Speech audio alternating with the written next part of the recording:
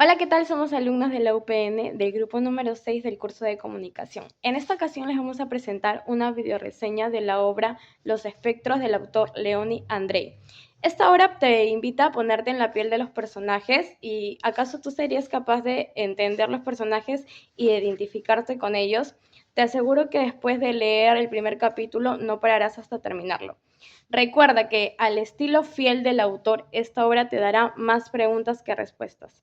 Como les comenté, la obra se llama Los espectros, el autor Leoni Andrei. Es una obra literaria, fue publicada en el año 2008 y tiene 72 páginas. El objetivo principal es fomentar la lectura que les permita entender mejor la obra, teniendo una experiencia enriquecedora. Esta obra está dirigida entre los 18 a 25 años a los jóvenes universitarios. Hablemos sobre el autor. Leoni Andrei fue un autor muy reconocido de la literatura rusa pre-revolucionaria. Nació en 1871, fue testigo de una enorme agitación política y social, lo cual influyó mucho en su vida y en su trabajo. Este autor tiene un estilo único y oscuro y psicológico que explora las profundidades y complejidades de la vida humana. Los espectros es una obra que se centra en los temas alineados de la lucha interna de los personajes.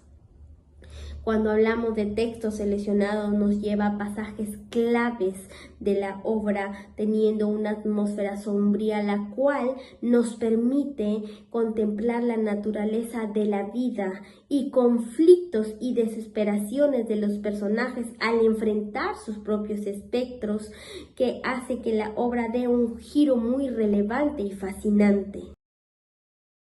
La novela Los espectros es una tragedia familiar de la influencia del pasado al presente. La obra explora con los secretos y conflictos no resueltos de generaciones futuras. Además, a lo largo de la historia se expresa temas como el pecado, el arrepentimiento y la depresión que tienen los personajes. En otro como subtema crucial de la novela Los espectros es la lucha entre la razón y la supervivencia en un mundo donde la racionalidad y lo sobrenatural chocan entre sí mismos, como lo que podemos ver en la lectura de la novela Los espectros.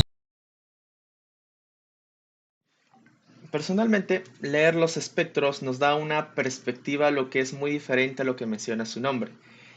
Podemos decir de que, o sea, no podemos jugar un libro por su portada. En este caso, espectro, no estamos hablando de fantasmas ni de terror, sino más, la obra nos invita mucho más a lo que es, a conocer la psique humana, a conocer la mente humana, ¿no? De una manera sencilla y fascinante. O sea, ¿esto qué quiere decir? De que nosotros al leer no nos vamos a tocar con temas que tienen que ver con la medicina o la psicología, así con palabras muy rebuscadas de la propia materia. Es más, podemos decir que es extraordinario el cómo cada vez vas avanzando en la lectura, vas explorando lo que es, obviamente, junto a los personajes, la locura, la desesperación y la búsqueda de respuestas a un mundo cada vez más caótico, que es lo que propone el autor. En esta obra va fiel, como mencionamos, fiel al estilo del autor, vamos a encontrar más preguntas que respuestas. Es más, también nos va a invitar al releer y releer un capítulo o dos capítulos que nos hemos perdido y vamos a nosotros mismos a formar nuestra propia respuesta o tal vez nuestra propia conclusión. Esto es lo fascinante de esta obra, que incluso puede haber debates con otro amigo o con otra persona que haya leído diciendo, no, yo lo entendí de esta manera o yo entiendo así, ¿no? O sea, eso es lo fascinante. Pero otra cosa que le da un punto más a esta obra es la empatía que puedes tener con sus personajes. El autor nos ayuda a tener empatía. Ustedes se van a dar cuenta cuando lo leen. Van a sentir esa desesperación, esa alegría y muchos sentimientos más que el mismo autor relata durante la obra y vas a sentirlo. Por ejemplo, uno de mis personajes favoritos, que es Krylov, que me he sentido, digamos, entre comillas, muy empático o muy siendo parte de él, El autor mismo, o durante la lectura, podemos mencionar, mira, un pequeño spoiler, o dos te puedo decir que Krylov es como un personaje en su locura, crea otros personajes, ¿no? Pero ¿qué pasa cuando Krylov, cómo nosotros sabemos que Krylov tiene ese miedo a ser descubierto? Pues justamente cuando mencionamos esta parte de la obra, el terror invadió su alma, dónde estaban sus convicciones, su profesión de fe, su espíritu allá ese vacío, y no había nada seguro sobre qué apoyarse para no caer, ojo, en aquel abismo negro y espantoso.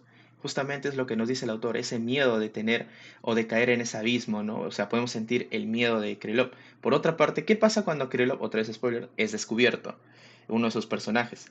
Pues justamente la misma obra menciona esto, ¿no? Con un gesto decisivo, asió fuertemente la navaja, echó atrás la cabeza y con suavidad se pasó 2 veces por la garganta el contrafilo de la hoja. Y él mismo menciona, no hubiera estado mal degollarse. Justamente eso es, o sea, al ser descubierto tiene esa desesperación que leímos anteriormente, ese miedo, esa profundidad, e incluso le da ese miedo o querer reaccionar de esa manera, ¿no? Eso es lo impresionante, esa es empatía. Más bien te invito a leer y que comentes acá también qué personaje te ha gustado más y con quién te sientes más identificado. Y hay un montón, la verdad, eso es lo que les puedo decir.